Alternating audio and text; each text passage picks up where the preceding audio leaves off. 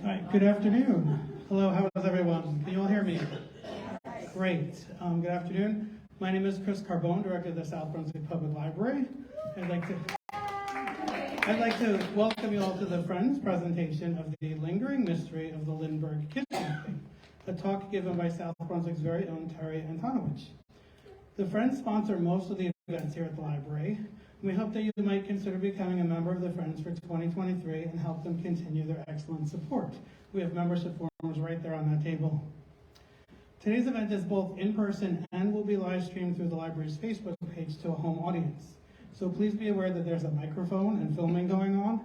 So please silence all cell phones or electronic devices and refrain from talking during the presentation. I wanted to share, if you've not heard, that the library is moving forward with a major construction and renovation project, and we hope to finally break ground in the spring. Over $4 million in state and federal grants and fundraised monies are making this project possible. The highlight will be a new meeting room and a 128-seat auditorium with a stage that the Friends have generously helped to underwrite the cost of, and will be an excellent venue for future events such as this. The room we are standing in right now will be divided into a conference room, small group study rooms, and a new quiet room. We look forward to these much-needed improvements to our building and the support from the Town Council as well. It's wonderful to have you with us here today. It's my pleasure to introduce our speaker, Terry Antonovich, experienced calligrapher and handwriting graphologist, as she presents her program on the Lindbergh kidnapping, a true crime that happened nearby that has been fascinating people for 100 years. Terry is a retired calligrapher with a portfolio of commissions for royalty, governments, and churches around the world. She's been consulted by filmmakers, museums, and historical societies, institutions, and even police departments and private investigators to verify details of documents and review for possible forgeries. She's had a very busy week, and we're very thankful that she found the time to be here today to present this wonderful topic. Please welcome Terry Antonovich.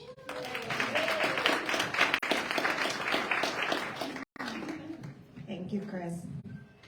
Thank you for the invitation to launch this program on my home base.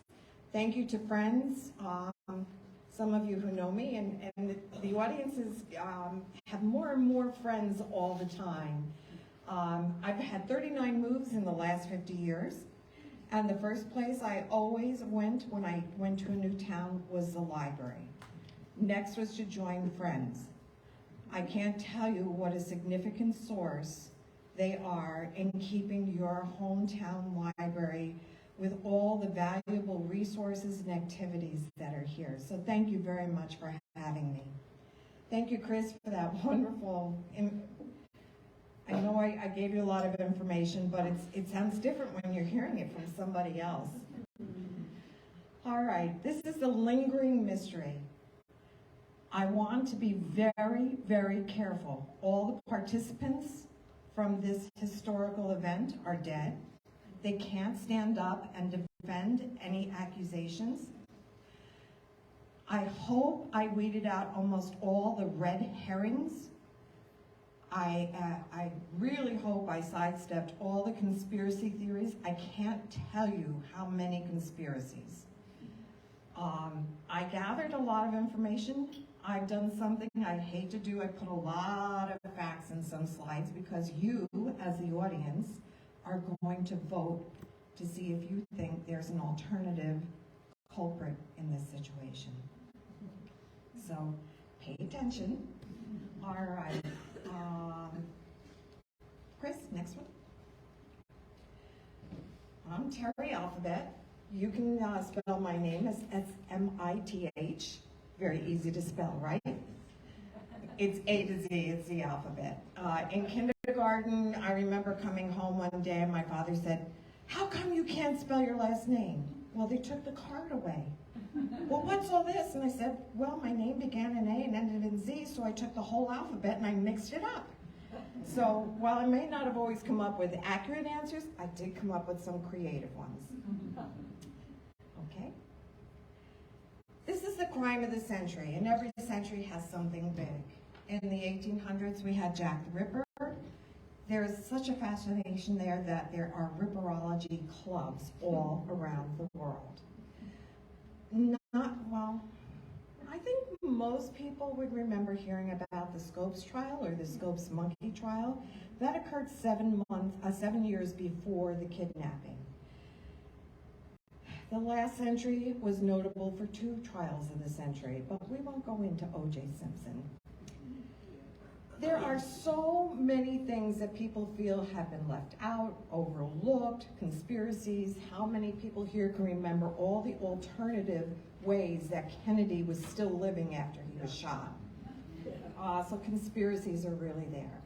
And while the Lindbergh kidnapping case is officially closed, because there are so many people on death row, they're incarcerated for crimes they did not commit, I'm going to unofficially reopen this. The other thing is that 36% of the cases in this country every year go unsolved in spite of all of the huge scientific abilities we have at our hand. And there are many, many private citizen groups that put themselves together to try and resolve cold cases. Yes. Again, between 40 and 240,000 people are incarcerated and very likely not responsible for the crime they've been charged. One of the reasons for being so involved, my art background brought me into hand painting all the slides and handwriting all the material for training for the prison guards in the early 1970s. So some details always stand out for me. Let's start with the family, the Lindbergh family. We had a young Charles Lindbergh. At half the age of Sully Sullenberg, he flew from one continent to another across a vast pond of water. No radar, no radio, no airport towers to guide him, no airports, no runways. If he died and he went down over the ocean, there was no way anyone would know where he went down. So he had courage at half the age of Sully, the charisma of Brad Pitt, the persistent media coverage of several people in their lives who will remain unnamed. But this was the personality. And he wasn't just well known in the United States. He was probably the first global hero. When he landed his plane anywhere, people were tearing at his clothes. People couldn't get close enough to him. They had to start building doors for the barns when he landed because people were stripping the aluminum skin off his plane for souvenirs. Can you imagine 33 and a third hours? We complain when we only get 2 hours of sleep a night. 33 and a half hours. He's by himself. No contact with anyone, no heated plane, just leather jacket, leather helmet, goggles for his eyes. And I would think the contemplation when you're accomplishing something like this might make you feel like a god. He was the winner of the Ortiz Prize. Many people had accomplished flying over the pond, but they were not alone. He went solo. In every place that he landed, if we had an ambassador, the ambassador from the U.S. hosted him. His fame, he was very uncomfortable with the fame. He grew up as an only child in Wisconsin. His father was in Washington as a congressman most of his life. So he had to run the farm and help his mother out. When he went to Mexico, Dwight Morrow, who was the ambassador to the Mexican government trying to improve the very, very poor relations at the time, hosted Lindbergh. Most people are not aware of the fact that he first started dating Anne's sister, Elizabeth. And a few months later, he starts dating Anne. So you have the most eligible bachelor and a very, very privileged woman. And for those of you who remember, that would have been like the Kennedys for our royalty. and everybody can relate to Prince Harry and Meghan. So they were life partners on many, many levels. They flew around Central and South America exploring flight paths for Pan Am. In fact, they discovered the Mayan ruins. Simply by flying over, they could see things that no one else had seen before. There were many, many things that they were doing together. Anne was still flying in her pregnancy with the baby. They marital partners and social leaders. So our American royalty has a baby whom was named the Eaglet about 13 months after they're married. I have to say that the family, this was quite happy news. Dwight Morrow had just passed away. The mom still lived up on the estate in Englewood, but this is Anne, her mother, and grandmother. So this was quite a happy time after the loss of the patriarch of the family. The estate, with Lindbergh being torn at, the throngs of people surrounding him, he was searching for a place that would give him some privacy. Believe it or not, once upon a time, we still had a lot of farms in rural areas here. And it would have been just over the edge of Mercer County and Middlesex and Somerset, sort of that area there. There are varying numbers for the estate, but it was about 390 acres on the Sauerland Mountains that was filled with a lot of woods, a lot of rocks. Does anyone know why Sauerland Mountain was named such? One reason has the Germans knew there were a lot of rocks and it was very hard to farm, so it was sour land. It was right on the edge of Hopewell, and the mailing address at that time was Princeton. This is the house relative to today. They rented another house and came on a regular basis to keep an eye on the house being built. Lindbergh was very familiar with the property. He walked around a lot. He helped site the house on the property with the architect. It's a mixture of French and English tutor and some American stuff thrown in there. Currently, the house is a Department of Corrections home for 15 to 17-year-olds, helping them to get back on track with life. They were only there for 100 days, and during that 100 days, it was only Saturdays and Sundays. They would go back up Monday through Friday to Englewood to Anne's mother's home. The landscaping isn't done yet. There are no window coverings. Keep these little details in mind. Here's the political climate. It was the Depression, so kidnappings were a way for the criminal enterprise to make quick money, and there were at least 2 a day. It wasn't the crime that it is today. There was a sharp rise in xenophobia. Citizens were they were fighting for being involved with the world to being isolationists.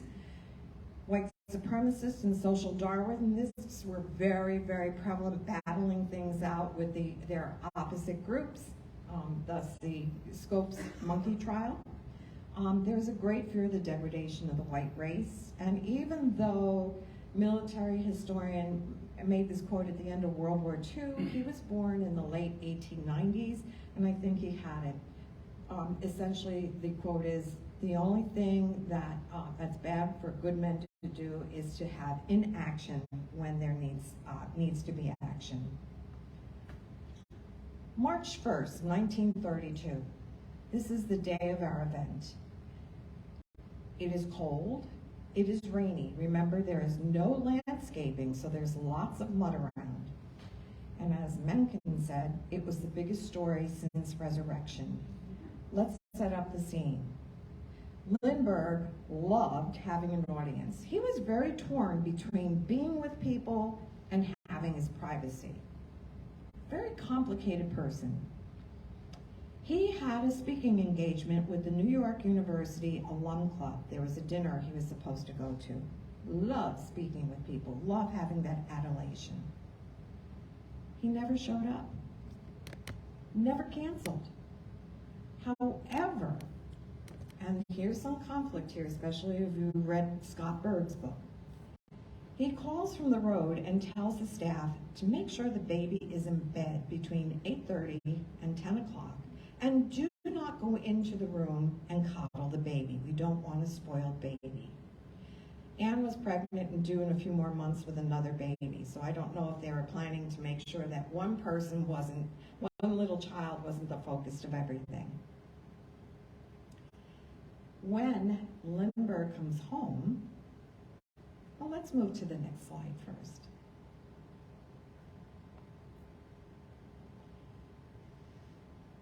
Here's the headlines and the crime of the early part of last century. The baby is kidnapped.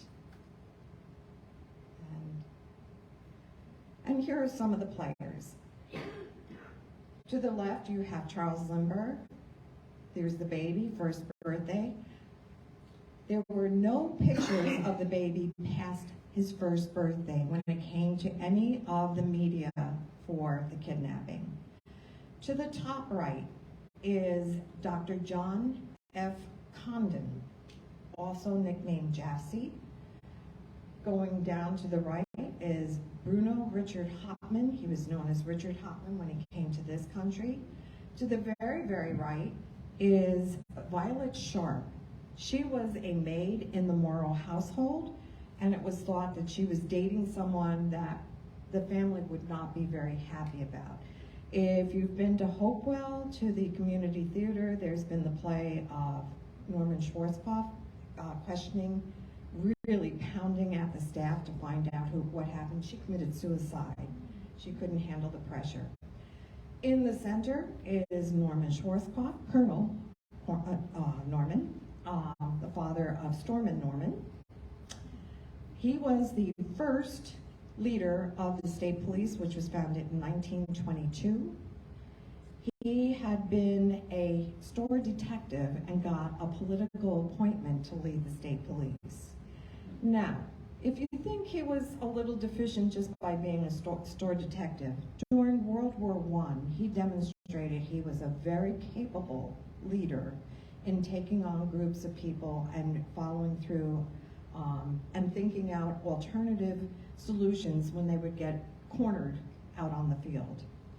On the very bottom is Betty Gow. She was the nursemaid. This is on the property, the Morrow property up in Maine the summer before, and the inset is the baby Lindbergh. Love those little curls. Okay, the event. March 1st, here's the window, the upstairs window where the baby's room was. On the bottom floor, just underneath it, is the library. That's going to be an important detail. On March 1st, Lindbergh comes back home. He honks the horn at 8:25 to let the family know he's home. They knew he was coming home. Why he had to honk, they didn't know. Here's a couple other details. Little baby Charlie had a cold, and so Anne decided, and Betty Gow decided, that they should remain for the first time ever past a Sunday. And they called the Morrow estate and told the family they would not be home, a detail that most people would not have known. And while the house isn't very, very big, it's not all that small either. And the location of the baby's room was to be an important detail. The police reenacted the crime scene. The ladder was rebuilt 3 times. Norman Schwarzkopf even included the defects, and when he went to reenact the crime by climbing up the ladder with a bag of cement the equal weight of the baby, the ladder cracked in the same place. The bag of cement, he lost his balance, the bag of cement fell and hit the cement windowsill of the library underneath and smashed apart.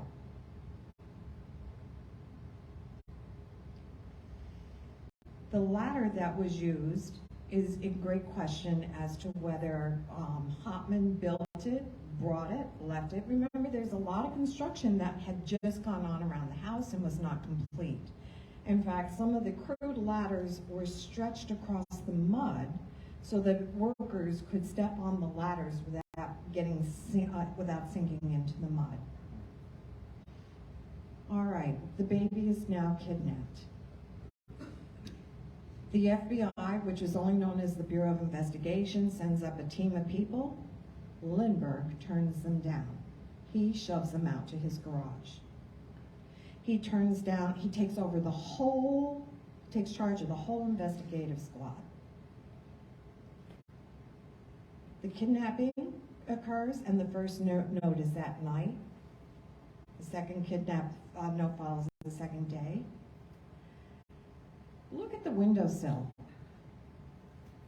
The staff, the night that Lindbergh came in, he ran upstairs and he said, "The baby's missing." There's a staff in the house. He never checked if the staff had the baby, bathing the baby, one of the other people. Immediately, he sets the tone for the staff that the baby's been kidnapped. What's interesting is, I don't know if it's 2 months or 2 weeks, there's varying opinions. Lindbergh was known as a very cruel prankster. And when I spent a lot of time in Hopewell, previous to moving into South Brunswick, I met a lot of people who were young at the time of the kidnapping, but remembered a lot of the stories. And I started to track down verifying them. Lindbergh was known for taking his children and punishing them by hanging them upside down by their ankles outside the window from the upper stories.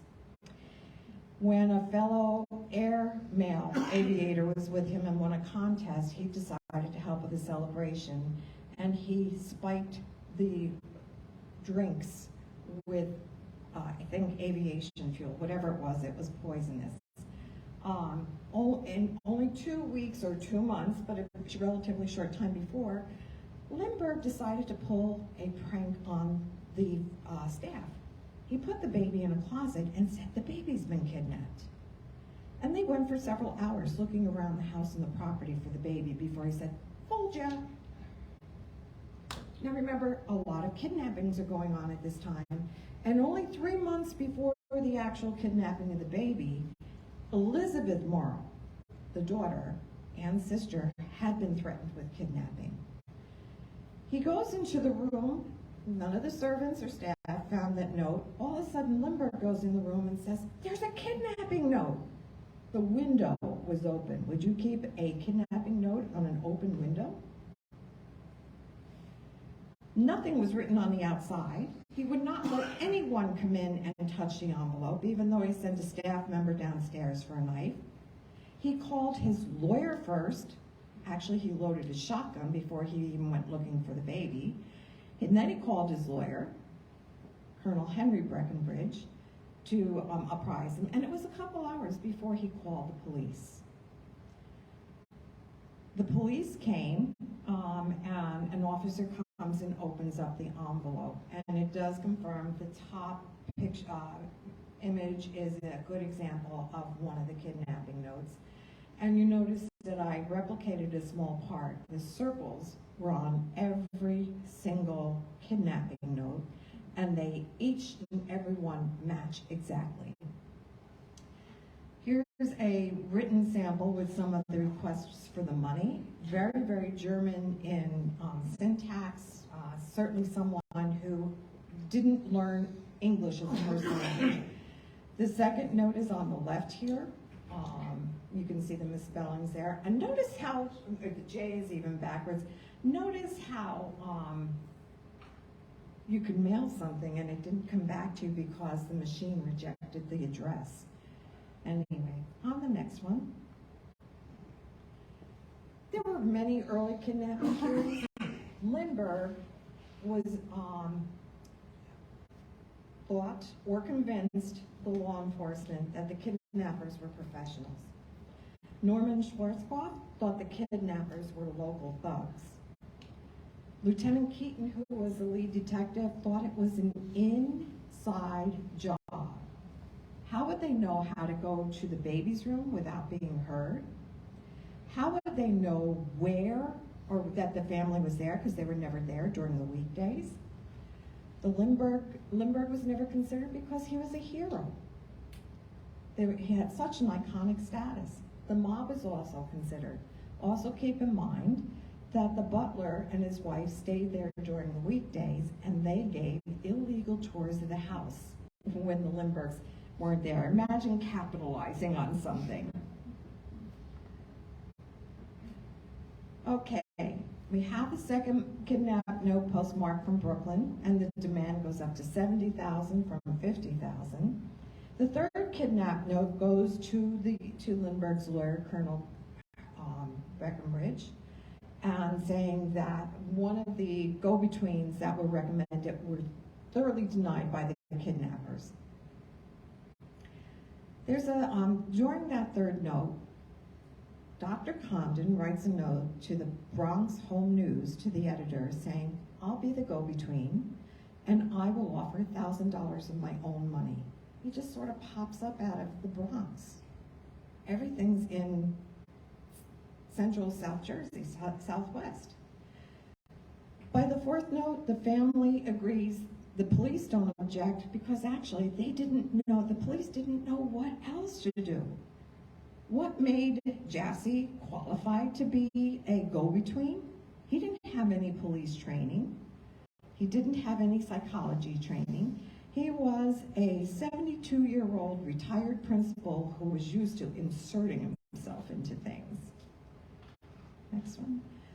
The fifth and sixth kidnap notes, they occur at the cemetery. Someone hands off a note to a taxi cab driver with instructions to meet in Woodlawn Cemetery, and the person met there is called Cemetery John. He has a handkerchief over his face.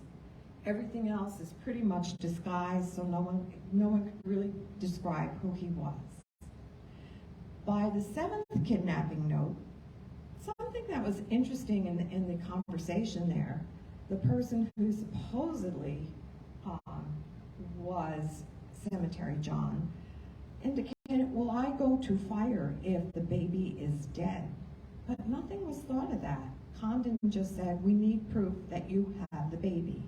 And they send the baby's sleeping suit to Princeton, or to Lindbergh at the Princeton address. The eighth kidnap note is showing some anxiety. They are demanding complete compliance with their directions, that they have been planning the kidnapping for a year or better.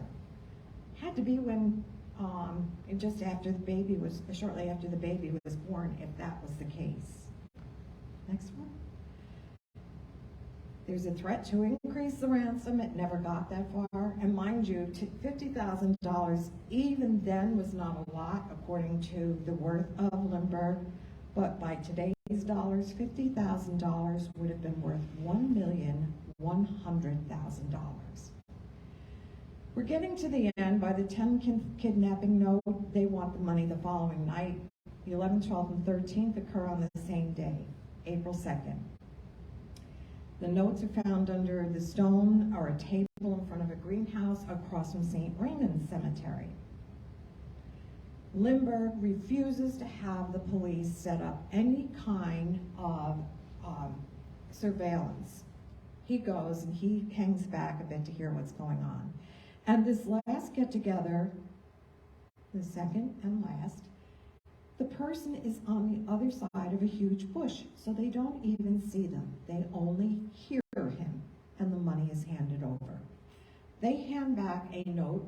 The baby is on a boad, B-O-A-D, that's sort of how they would have pronounced it, the word with a German accent. Lindbergh again inserts himself many, many times over. He has taken the law enforcement on his own plane, flown them around to wherever a lead took them. They go up to Martha's Vineyard. They find no such boat and no baby. I can't imagine on a high-profile case, and I've been following quite a few now. Those of you who followed my Criminal Minds case knew that this grew out of this. There were thousands of leads, thousands of them. They came in paper. They came from people who said, I can help you find the baby. I can't tell you how many high-profile scams where people were put to prison. Somebody was looking to gain something, some more than just money. Parker was a detective from Cumberland County, and just before Hopman was to be put to death, he has this supposed letter of the killer, and he was hoping to become head of the FBI by promoting this little scam. He goes to prison instead. The telephone was how Dr. Condon got in touch with Lindbergh. The whole crime scene was absolutely compromised. It was never, ever cordoned off from the public. Much of the material forensics were compromised. So it was very hard to prove a lot of things, and I'll bring that up again later too. Telephone calls, long distance, were extremely expensive. It would have been about $7 a minute in 1932 dollars, or about $152 a minute today. Imagine that with our cell phones, and we can use WhatsApp to call around the world, right? And please remember, we only have the telephone, no TV, no social media, lots of gossip. That seems to come with every year and generation and century. But there were so many people that wanted their 15 minutes of fame out of this. How do you sort between that and not be criticized for saying, oh, that's a bunch of baloney, and move on and find out after the fact that that was actually a valid clue? It was very, very difficult for the police. Again, kidnappings during the Depression were very prevalent, common. Even Al Capone offered $10,000 to help solve the case. There were many other mobsters too, but Al Capone was right there. Sadly, on May 12th, the kidnapping search is now done. William Allen was an assistant on a truck driving through Hopewell and Princeton Road, and he had to take a comfort break. And he does his little whatever, and about 75 feet from him, he sees a shallow grave with some child skeleton bones showing. Sadly, this is the end of finding the baby and trying to find the killer. Colonel Norman Schwarzkopf, he had to feel really pushed out of the whole picture by Lindbergh when he took over, and he took a lot of criticism for the fact that the case was not resolved right away. Keep in mind the climate of the country at the time. There are a lot of kidnappings, and our poor hero has really been violated. But besides the poor hero, my child or family member could be subject to kidnapping, and they were really anxious to have the kidnapper caught. He was the one that tested the theory of the ladder with the baby. He duplicated that ladder, and he also used the cement.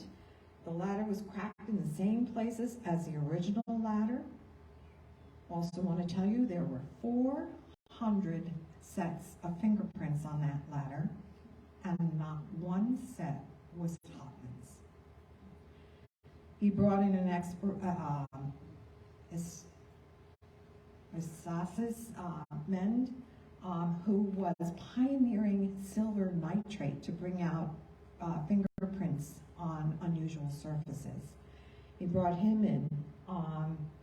When they did not find Hopman's fingerprints, Schwarzkopf ordered the ladder to be washed down so that they could keep focusing on a path to a killer, or at least in the court's mind. He was also one of the first people to ever go to a professional to try and profile what the killer was. Remember, modern forensics starts with Jack the Ripper, and even then it's a very, very elementary, very basic type of investigation. It's just beginning to grow at this point.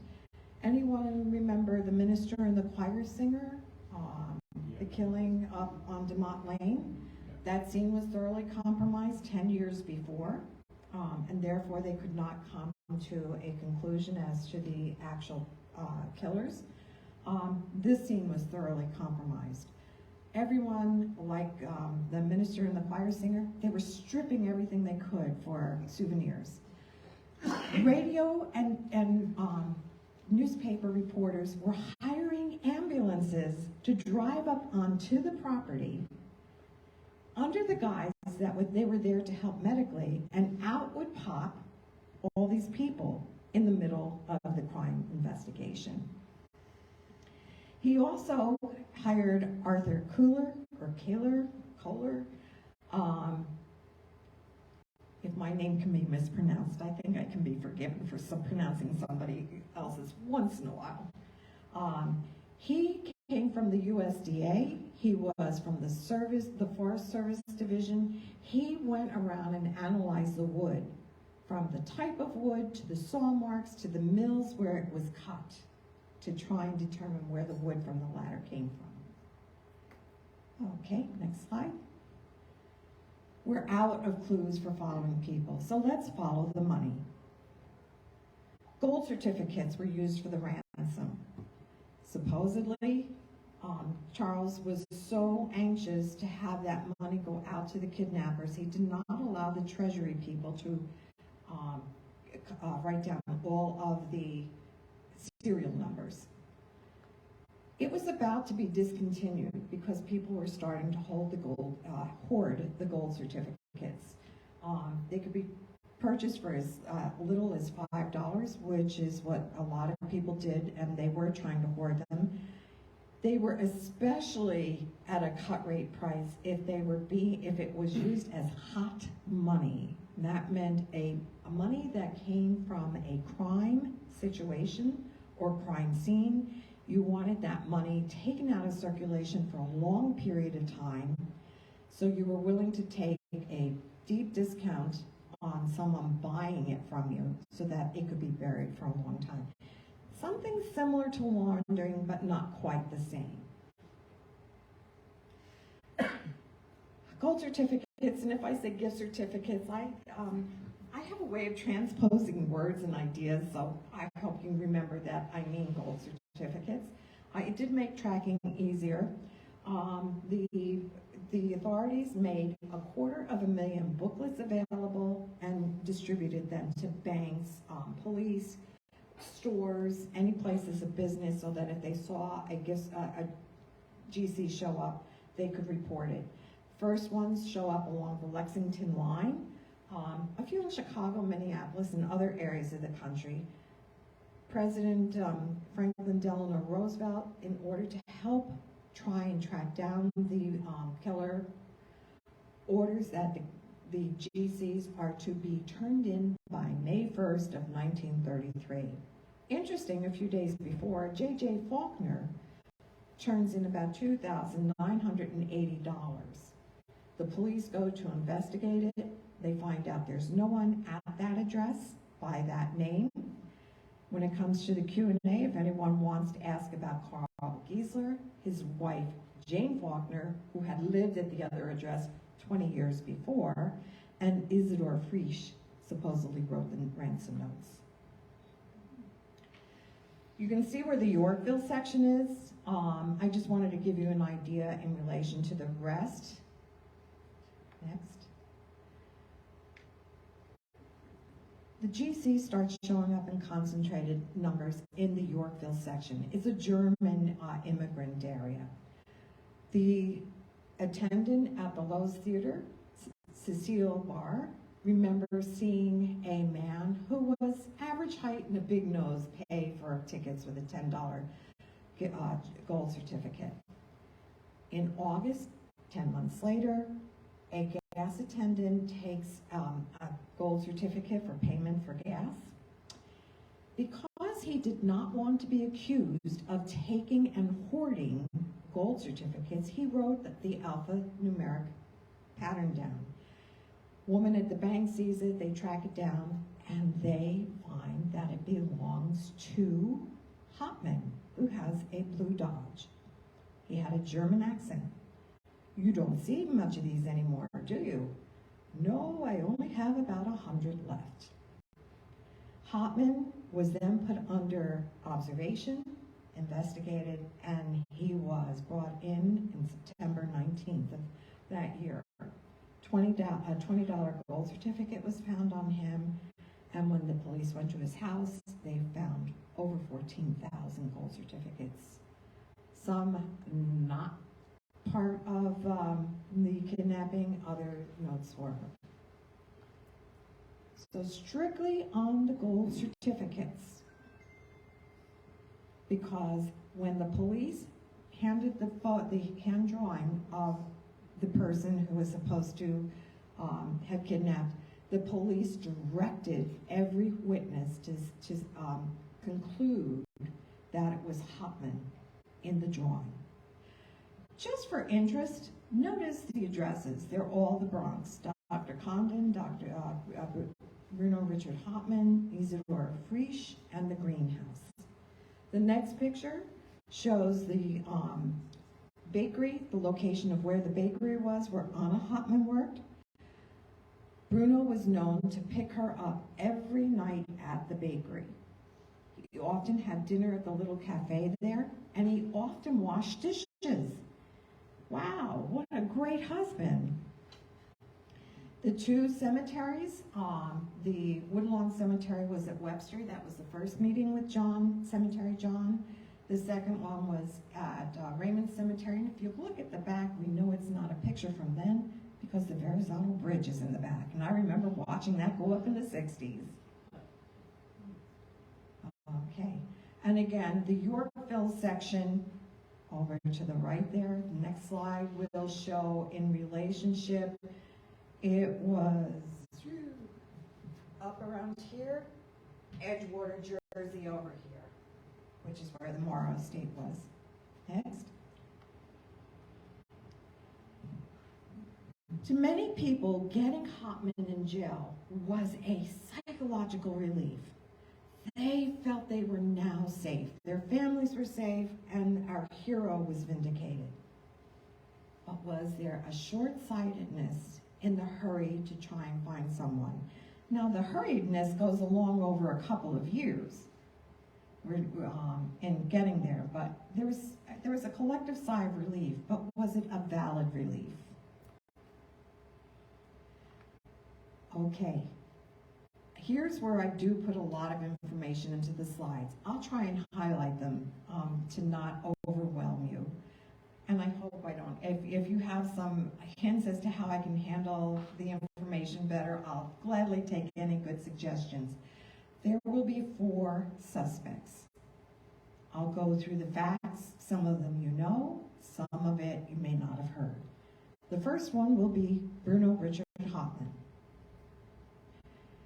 He was in Germany during World War I. He was on the front with his brothers. He was a teenage gunner. I can't imagine the trauma he experienced at that time and how he reacted afterwards, especially since he saw one of his brothers killed right in front of his eyes. Towards the end of the war, Germany obviously is not winning, and sources to supply the soldiers are becoming very lean, including food. He walks away from the war. He steals from a bakery. He had a limited education. He had a grammar school education, and then he had some vo-tech training as a carpenter, and said he was unable to find employment after the war. I don't know if his psychological state was such that he just couldn't put one step in front of the other, or his work ethic wasn't there. I don't know. His mother still lived in the area and had a home, so he would have been able to put forces together to figure it out. He did continue a life of crime. Basically, every one of those crimes were to get food, which was very scarce after the war. He was imprisoned for it and escaped. He entered the USA 3 times, all of them illegally, very determined for a new start here. 2 times he sent back. He did marry Anna Schofler and married. She was a legal immigrant. They lived in the Bronx in a nice house. He worked very, very hard. He was very, very frugal. He was in business with another German, Isidore Frisch, cataloged that name. He was a fur cutter who had a criminal record over in Germany.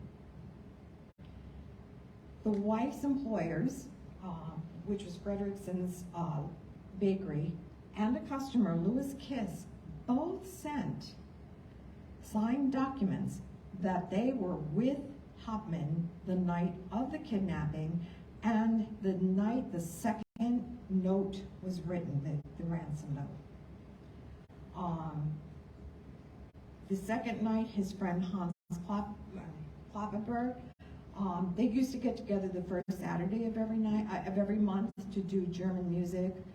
Hans would play the guitar, Hopman would play the mandolin, and they would all sing. And it was generally for about 5 hours the first Saturday. Osborne and Osborne were the premier handwriting analyst firm in the world. They were brought in to evaluate the notes from Hopman, who, by the way, was made to stay hours upon hours upon hours writing over and over and over again. He was witnessed being severely beaten up by none other than the police. When the state police saw that Osborne and Osborne said the handwriting did not match, Osborne and Osborne were told, you will make it match. When Osborne and Osborne just couldn't agree on that, the state police took over and dictated to Hopman what he was to write, and they actually told him how to do the misspellings. Remember, there's not a single fingerprint on the ladder, on the property, on the Lindbergh property, not a single footprint. Much of the crime scene was compromised. In fact, a size 9 shoe, the only footprint that survived. When they were in court testifying, the police could not tell the judge if it was a left foot or a right foot. That's how badly things were compromised. No reliable witnesses on the scene. Anything that said Hopman was there was coerced by the police, and they were herded to come to the one and only conclusion that the witness was Hopman. The household staff at Highfields, which is what Anne named the place after they left, which was the day of the kidnapping, the staff and Anne did not hear anything unusual.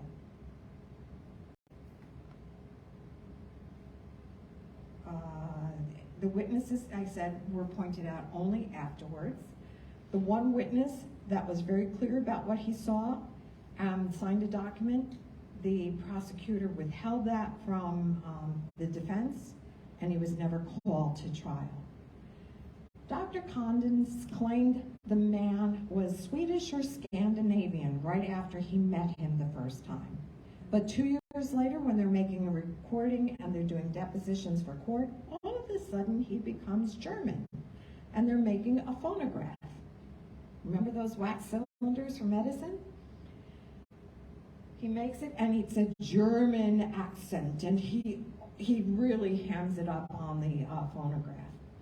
Now, I did some psychological research on how long we remember things, much less see or read things, and it is a very, very short time that we remember those kinds of details. But 2 years later, Lindbergh, who could not recall basic details from the night of the kidnapping, remembered also that it was a German-speaking voice. Edward J. Riley, he was a criminal lawyer.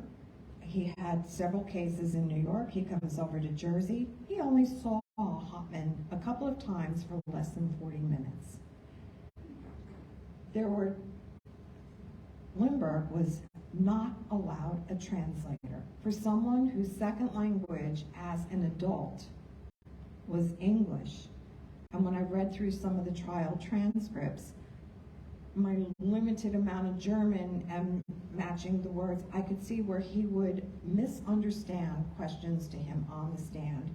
And if he said, yes, I did write, that thoroughly conflicted with a lot of things for me. There were 20 visits to Hopman's home by the law enforcement. 19 visits did not show any wood missing from his house. However, after the 20th visit, a piece of wood, and I don't see it matching the ladder, but I'm not the expert. Phone number for Dr. Condon was found in the baby's nursery closet in the Hopman house. Only 40% of the homes at that time had a telephone. And this was, I believe, another misunderstanding. He said, yes, he did write the number down, but later on, I don't have the name of the reporter right now. It's amazing the piles of things I went through and how several of the other authors of books said they were just overwhelmed by the amount of information to go through. A reporter admitted writing the phone number on the wall to get a scoop. Isidor Frisch hurries up and has to go back to Germany. So he leaves some packages with Hopman in the garage and a shoebox of items in the closet. There's a leak into the closet, the package falls, it opens up, he notices they're gold certificates. He tries to contact Frisch in Germany and finds out that Frisch died 3 months later after he returned from tuberculosis. Well, he owed me money, so he takes the money. He's not going to turn it in like the president declared because he's an illegal immigrant and he doesn't want to get deported. His lawyer didn't present much of a defense.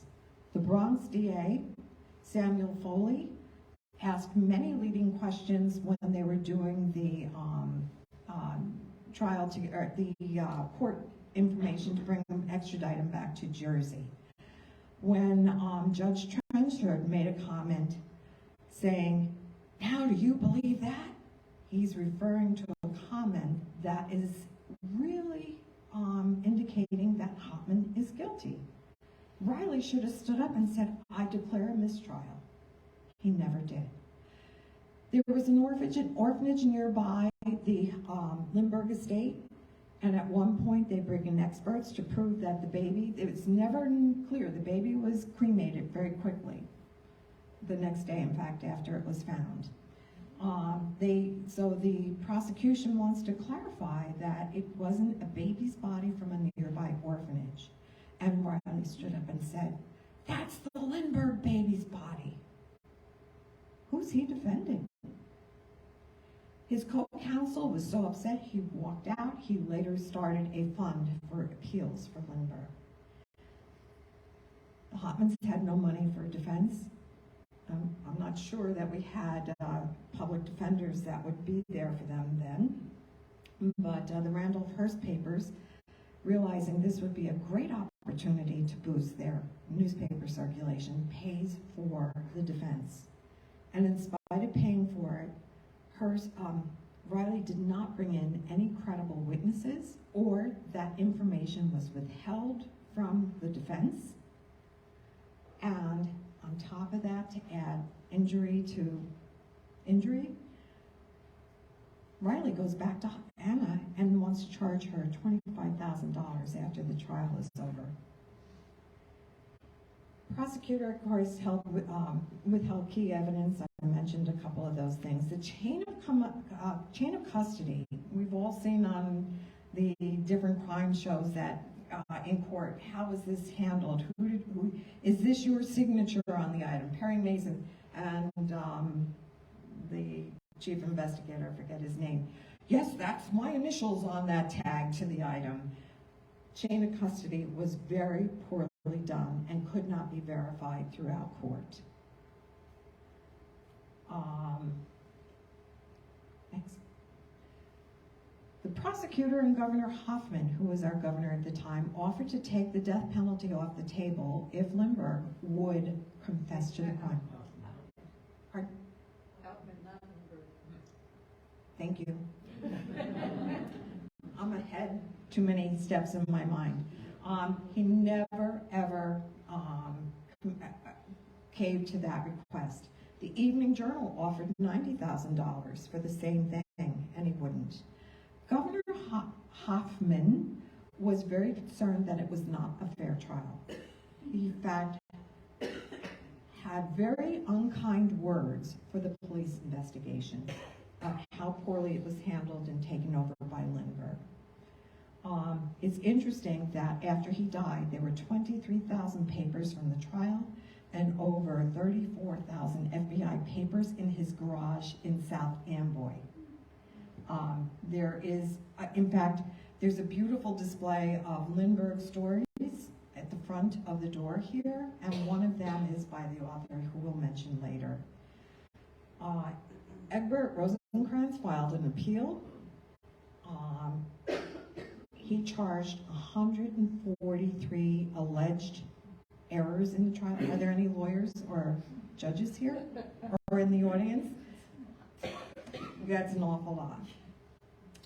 The simple truth is, by the time the newspapers kept the headlines, "Kill Hopman, kill Hopman," and set the whole field, everyone, he was tried and hung before the trial even occurred. He didn't have a fair opportunity. So he was already looking like a man who was dead. Okay, we have a few more people. When you think when I die, it will be a book I close, but the book will never close. Is that not a haunting quote for the fact there have been hundreds of books and other materials, and that we are all here today to hear other possibilities? Isidor Schrull-Fisch, he was well known in the German community. He was a real fraudster. He had a lot of things going. He approached many with bogus schemes. He was the one purchasing hot money, and on the bottom is a sample of the ledger book he kept of all the different illegal dealings he was working on. He did accumulate gold certificates at reduced rates. In 1932, he teams up with Hoffman to try and hedge the wins and losses in the stock market and in Isidor's fur trade. He borrowed money to do a bakery, and it utterly failed. He applied for a passport the same day that the baby's body is discovered. He left some of the items with Hopman, as I said. He set for Germany in December after the baby's body is found. Here, $420 in gold certificates for his ticket for passage, $600 worth of Reich marks. Police found after he died that the family was sending a lot of money over. He was not a healthy person. I don't think the tuberculosis was diagnosed at the time. He'd always been unhealthy. He died shortly after returning. Ben Heyer, who was a witness for the defense, testified that he saw a man resembling Frisch at the cemetery the night the ransom was paid. Dr. John F. Condon. Jassy comes from JFC. He inserts himself into this. How legitimate is he? He just pops up. I see no other reason other than ego, if he's honestly trying to help out. He was very overbearing. He considered himself a helpful civilian and a self-proclaimed investigator. He called Lindbergh after the third ransom note. Now, think of that $7 a minute call for a retired principal. Anyone who's educators here who was teaching in the 50s, 60s, or 70s know the pay wasn't that great then. And you had to call for a long-distance operator and get relay stations. So it was a long, complicated time before you even spoke with the other party. Did he call, or did somehow he have a connection, or did he step up and Lindbergh use him as a way to obfuscate the details? I don't know.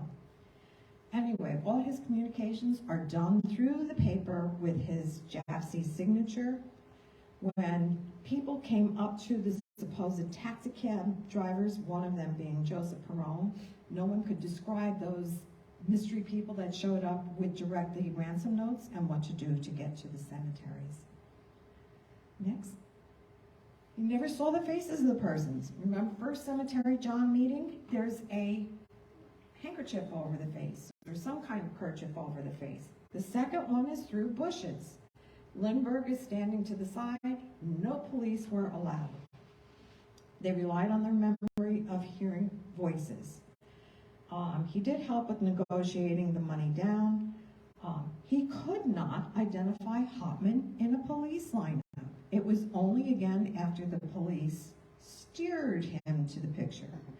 And interesting, when Governor Hoffman says that he's going to reopen the case, he disappears down to Penn.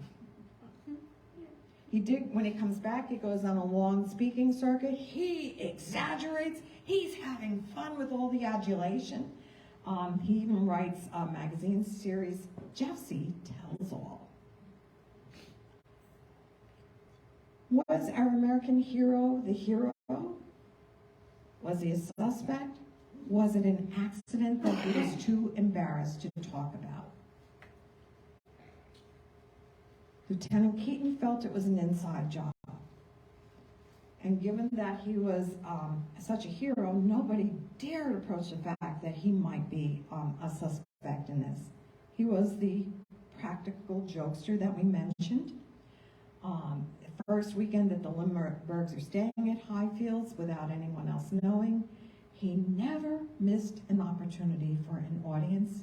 He never went to the New York University alumni dinner.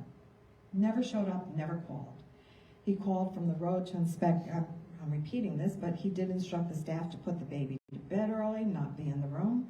When he arrived home, he runs up the stairs and he exclaims, "The baby's missing!"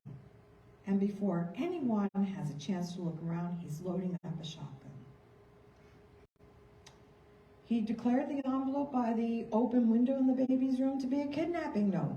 Nobody saw the note the couple hours before when they were in the room. There was no handwriting on the envelope, and it was a sealed envelope.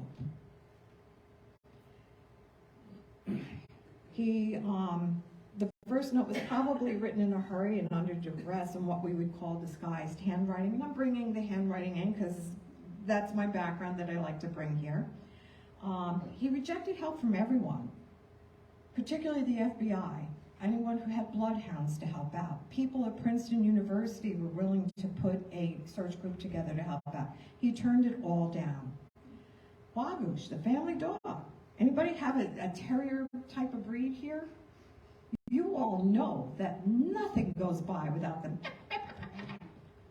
Not a word out of Wagush. And he slept under the baby's bed. Not a sound. There were no fingerprints. No fingerprints in the baby's room. What does that tell you? Somebody took the time to wipe things down. And if you didn't call the police for 2 hours, that gave someone plenty of time to do so. The baby's room was between Anne Lindbergh's bedroom and Betty Gow's bedroom. There had to be some fingerprints. There wasn't a single fingerprint. They had only moved to the house 100 days before, so the grounds are muddy. There should have been more mud in the room if somebody came in from outside.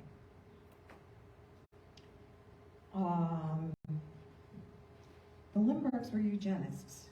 They believed in the perfect race, something that was very big in Germany growing at that time. There were stories about the baby's health issues, being born with a very large head, a deformed foot, and rickets. Lindbergh lied to the press about Anne flying at high altitudes when she was 7 months pregnant and her subsequent hospitalization. Today we are aware of so many things that we watch during prenatal health. Told you about the photos.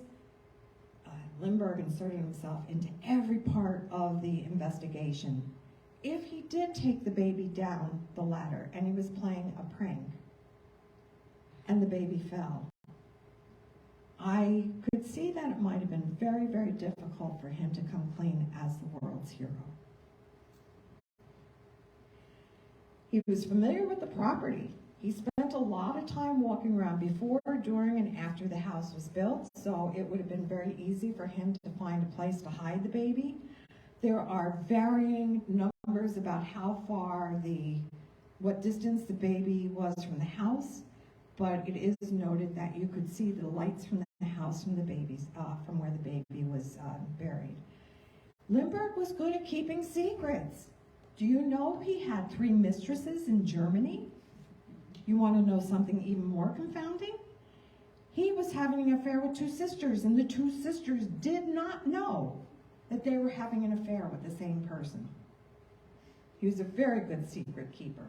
And that, of course, came after the Second World War, but it's a good indication about how great he was at keeping confidences.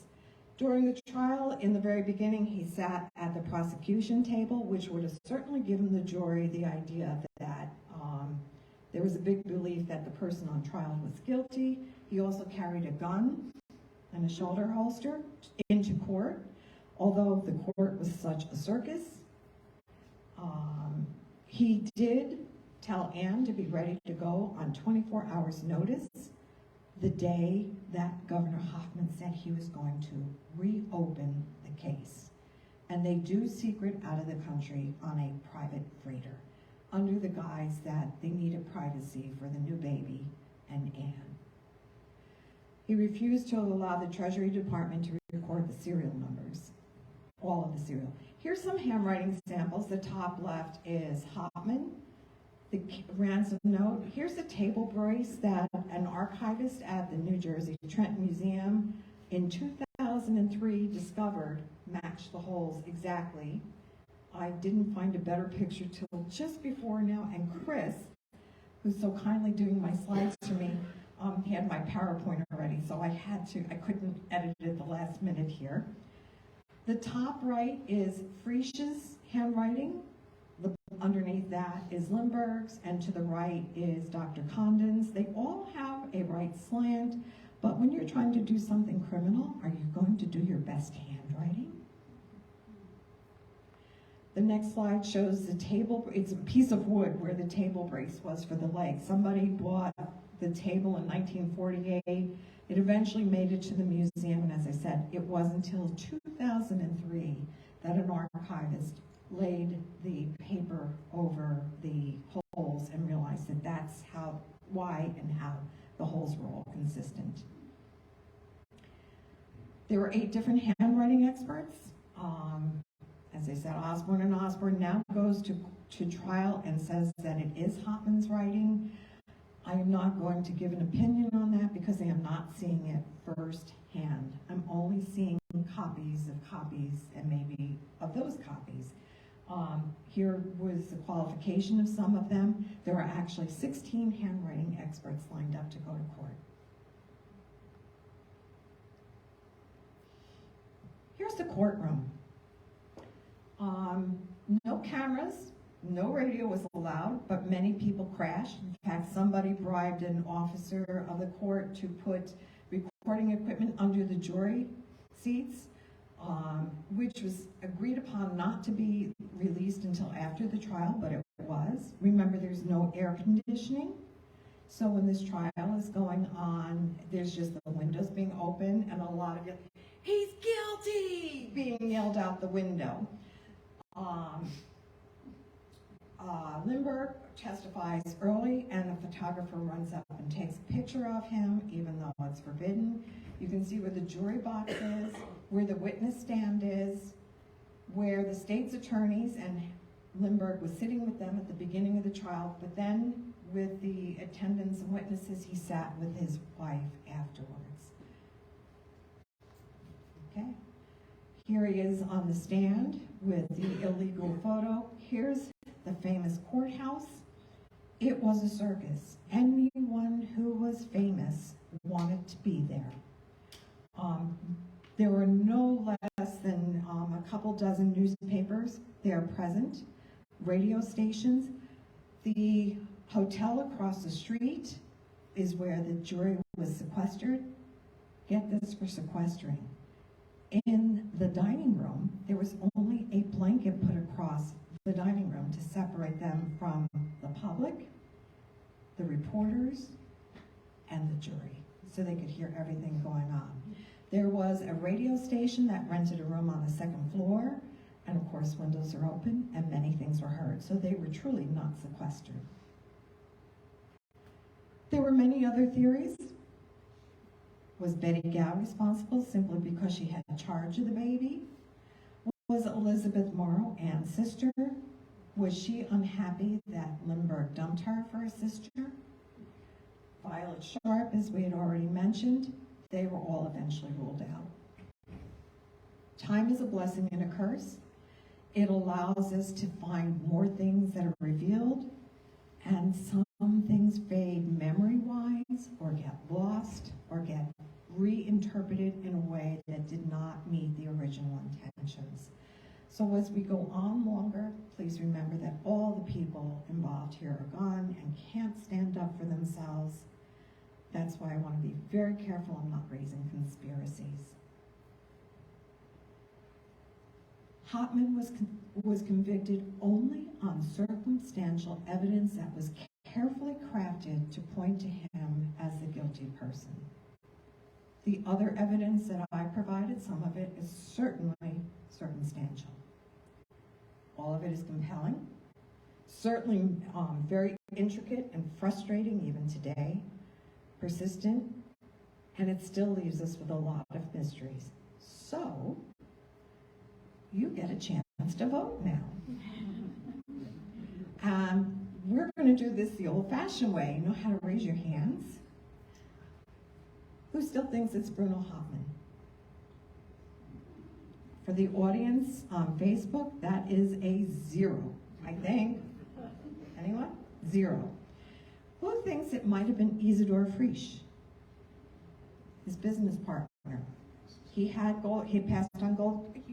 You're not getting graded. You're safe. I will catalog you or put you in the penalty box. Okay, there's 2. John F. Condon, Jaffe. Anyone think he could be considered? Charles Lindbergh. Okay, the majority for the Facebook audience, and thank you, Facebook audience, for being here with us. We might have some people from Canada, South America, maybe Switzerland. We have a nice following here, and the audience from the library in town here. Would you agree that he possibly had a prank and there was an accident and he was afraid to tell anyone? Yeah. Okay, Facebook audience, I think the in-house audience is in agreement. And that's where I think it is. Is there anybody here who doesn't believe it's any of those people there? Okay, thank you for being brave and sharing your feelings, opinions. I'm going to wrap some things up here. We go the other way. There are many, many books about the doubt of Hopman's guilt. From Governor Hoffman starting there were many people, even before he was put to death, that doubted his guilt. It's been well researched, well thought out, very, very deeply argued. His wife, till the day she died in 1994, went for appeals. She went to the courthouse in 1991. The only public time she goes out to the public. If she was with him the nights that they claim he was out in Amwell, I could see why she would dedicate her entire life to him. I think it's very, very interesting, and I was at a mediation conference for the state the past couple of days, and I asked one of the retired judges, I said, Wilens was the prosecution. David T. Wilens, who started that was his whole business. His 2 sons also went into law as a business, and one of the retired judges I worked with Wilens. I said, how could Wilens be there with the appeal? Did he recuse himself? He did recuse himself. He just happened to be the Chief Justice of the New Jersey Supreme Court, by the way, the longest serving and most progressive Chief Justice we've had in this state. He did recuse himself, but he just happened to be in charge. And I thought, wow, what an irony that his father prosecuted and he got to hear the appeals. Next. When there's an investigation of a crime, they're always looking for the motive. What are the opportunities? What is the proof that the person did the crime? And they're always observing. Look at how the FBI has developed the profiles of criminals, and we see enough TV programs about it. The police applied it very selectively. They saw Lindbergh as someone really trying to help out. In fact, about 40 of the police slept on his dining room and living room floor. The FBI were out in the garage, but the other people were in, and Anne's mother sent food down from her home to feed about 40 to 50 people every day working on the investigation. They completely ignored one insider, Lindbergh. The investigators did notice there was a lot of odd behavior from Lindbergh. He picked them up, he flew them around, he thoroughly inserted himself, which could have deflected any true following of clues. I have to say something about the newspapers at the time. We mentioned it earlier, that they were the judge and the jury. The newspapers were beginning their first decline since the Civil War because the wireless had come out. They were fighting desperately to keep their business going. There was a lot of yellow journalism. There wasn't a lot of oversight about the truth, about calling out things to falsely claim someone did something or had a certain behavior.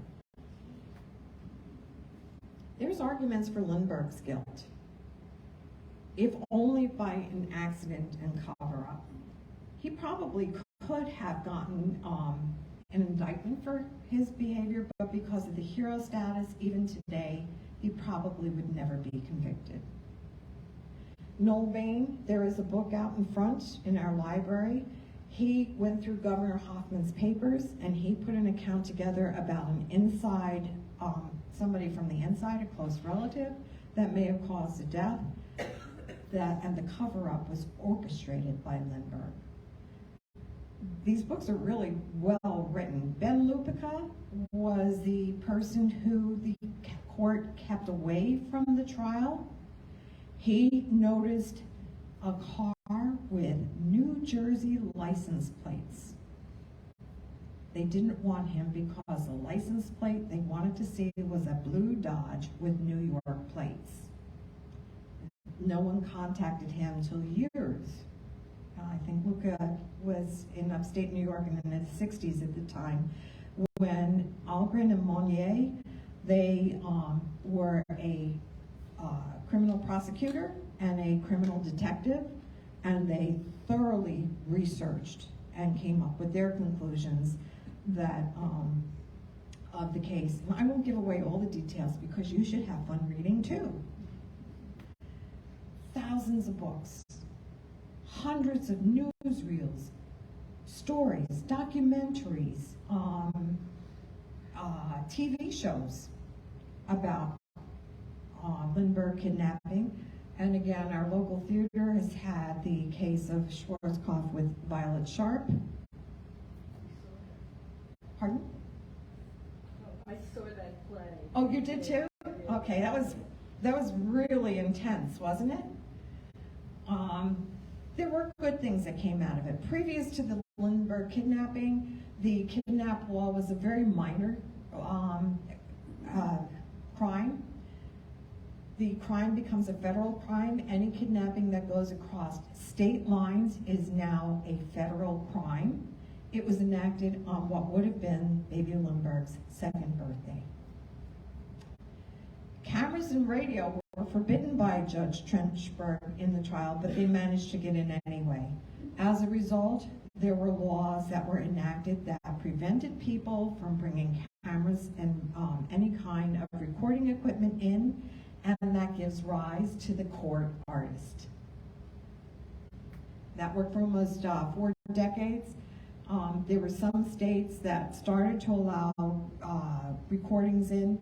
O.J. Simpson was the first high-profile case where it becomes a very legal situation that's challenged by the press in terms of recording the case.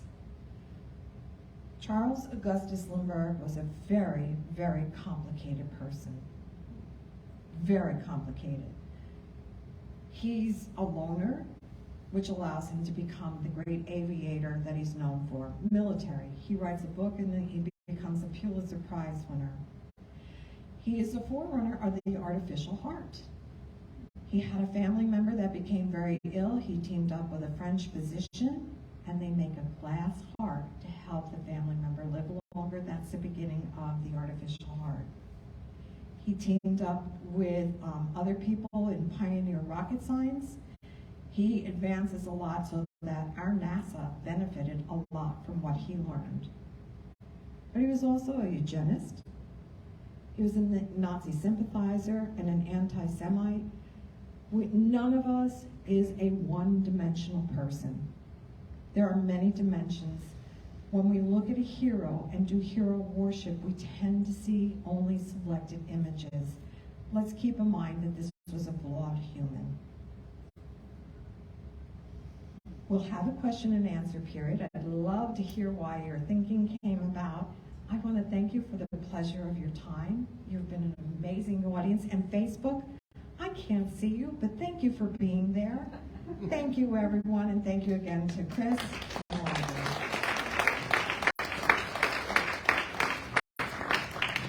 switches are... Okay.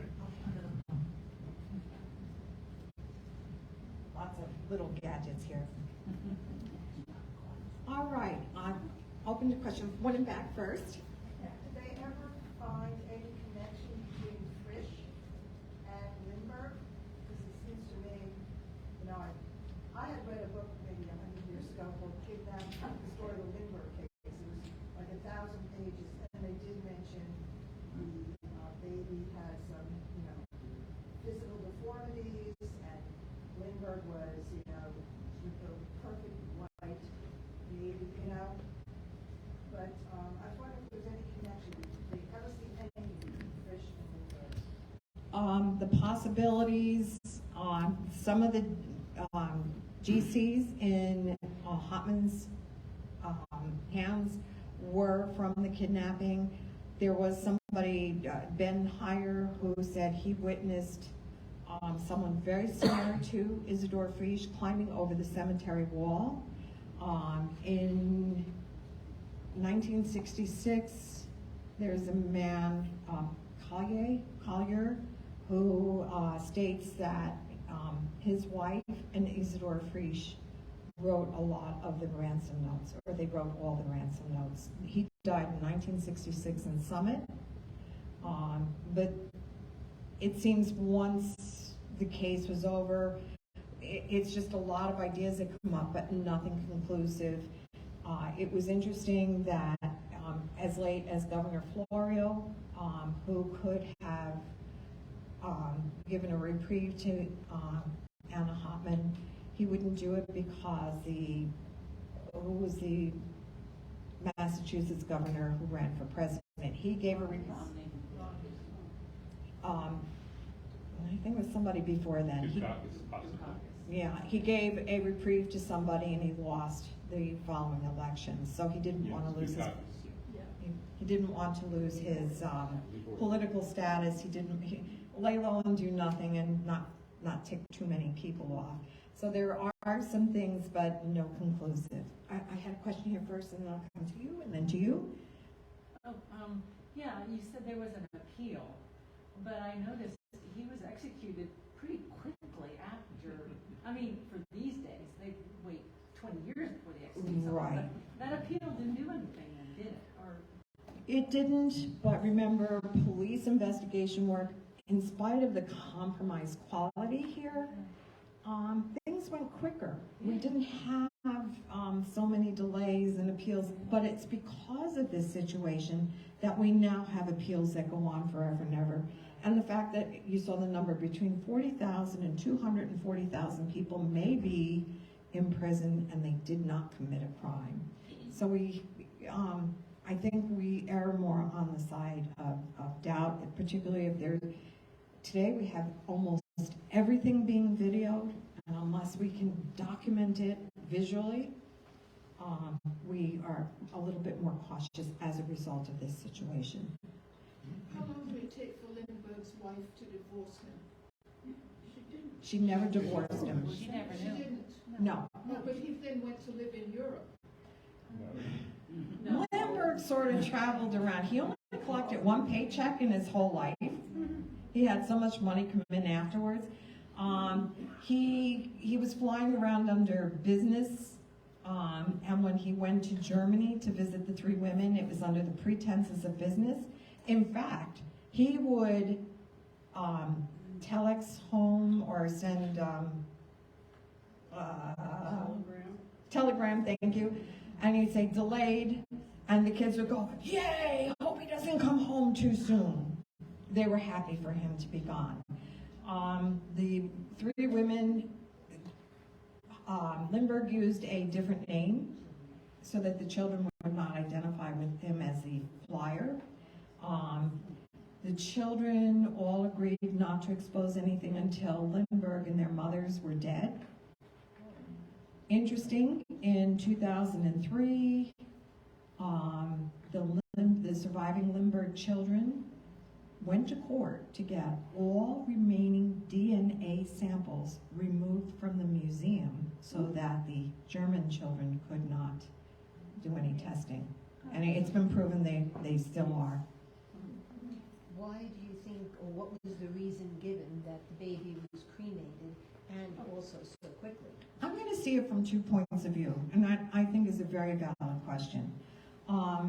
One, there's so much sensationalism over this, and everyone grabbing for all kinds of souvenirs. This was a way to get rid of all of that hyper-sensationalism. The other is if there actually were defects in the body, and he's a eugenist, do you want people to know that? It was a very incomplete autopsy. So what you're saying is the general public at that point, at that time, did not know the baby had deformities? Correct. Did not know. And the reports, I see a number of different things. I'm not going to repeat them because I can't verify them at this point. But the public did not know about that other than the large head. And maybe the rickets, which was curable at the time with vitamin D. Yes, sir. Wasn't there a guy in prison with Hoffman that he took notes and kind of like wrote a story later about him? What was his deal? And they just kind of discounted him? I don't know much about that one, but there's always prison rats. That's the best I can say, trying to get a better deal for their sentence in the long run. Some of them are very valid, some of them aren't, but always questionable. Hoffman confessed that he never really did it, he was innocent. And There are so many, even on the table brace, there was a note written, it's called the tabletop confession. Hotman did not kill so-and-so, it was the person responsible for it. We don't know for sure. Again, so many, look at the John Benet Ramsey case. You had the teacher in Thailand who said, I killed her, and they bring her over here. That 15 minutes of fame was so important until the law enforcement starts investigating, going, there's no way he could have been here. He was over here then and here. Unless he has a double, he can't be in both places at the same time. There were so many people that stood up. Lindbergh turned away the police. He's going to psychics. He's going to all these different people trying to come up with alternative ways. And psychics were very big at that time, trying to be more sophisticated and aware. They were buying into a lot of it. Let me tell you, there are parlor psychics, and there are psychics that the police go to that are very good. They don't announce it because you don't want to get the criticism for the hokey pokey stuff, but there have been psychics that have helped solve a number of cases very, very quietly. It's like handwriting analysts. We are often accused of being parlor players. But when the police want to know something, they know who to come to, and I'm one of them. I have gotten some confessions that were written, and they come to me and ask, is this person telling the truth? In all rights, I am not involved in the whole thing, so I tell them that they have to take the whole picture into hand and consideration. But I can certainly lean when I'm saying, you're barking up the wrong tree. Don't totally throw this one out just on my say-so. Use your whole picture to consider this. But this person, I think you're barking up the wrong tree. And then I've gotten a few of them, oh, dig deeper and dig fast. The lying signs in there, the crafting of the story, the disguised handwriting, oh my gosh. They may not be guilty, but they're not telling the truth. They're covering up something. And that's really interesting to share with police, private eye. I've also done forensic handwriting with banks and insurance companies. A couple years ago, I just had a program I gave, and the stepdad comes up to me and he said, I think my stepdaughter signed the school loan papers. And I said, well, what makes you think that? And I said, without her knowing what you're doing, just pick up samples of her handwriting.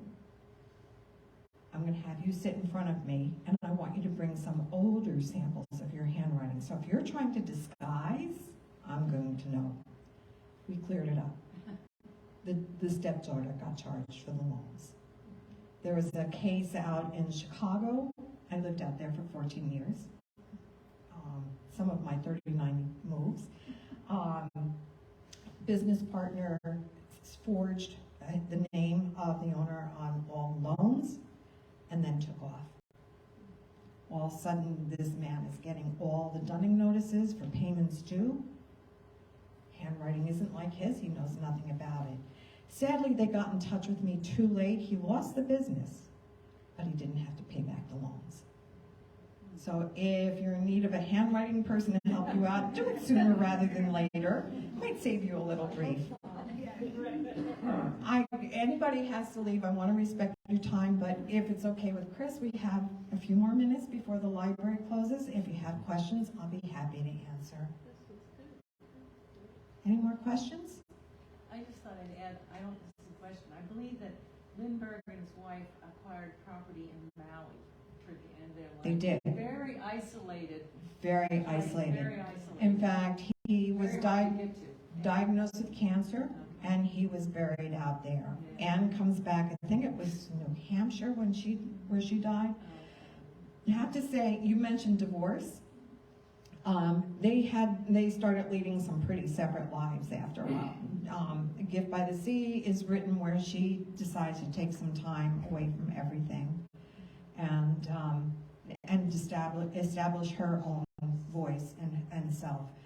But I think they had a very long estranged period that they did not make very public. I'm only looking at where he was when she was someplace else.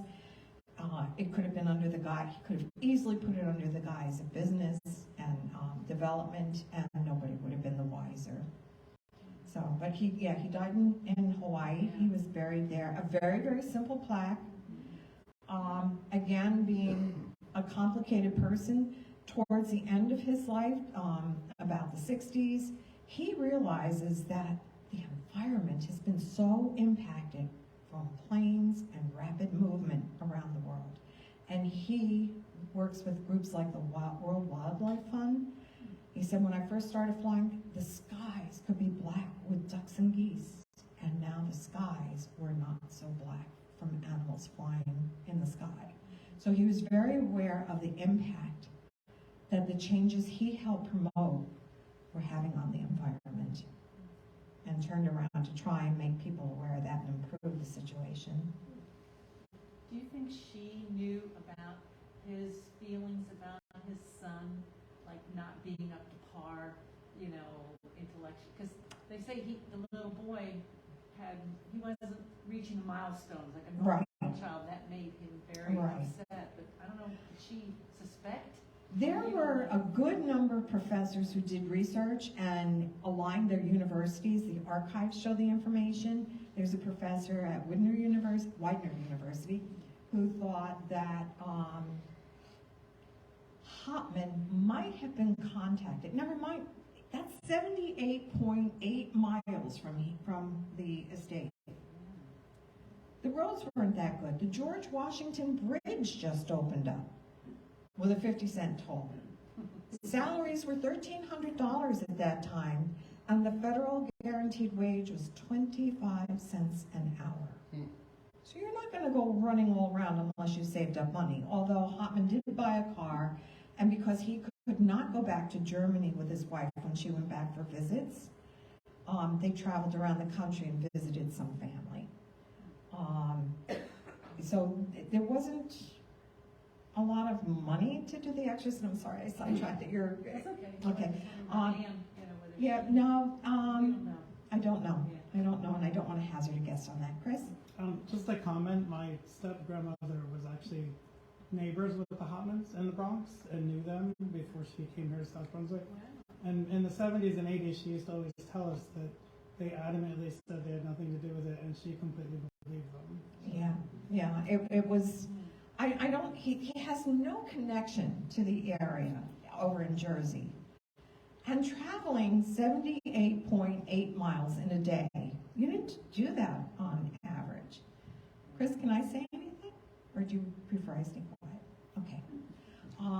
It was, there were many people who cared.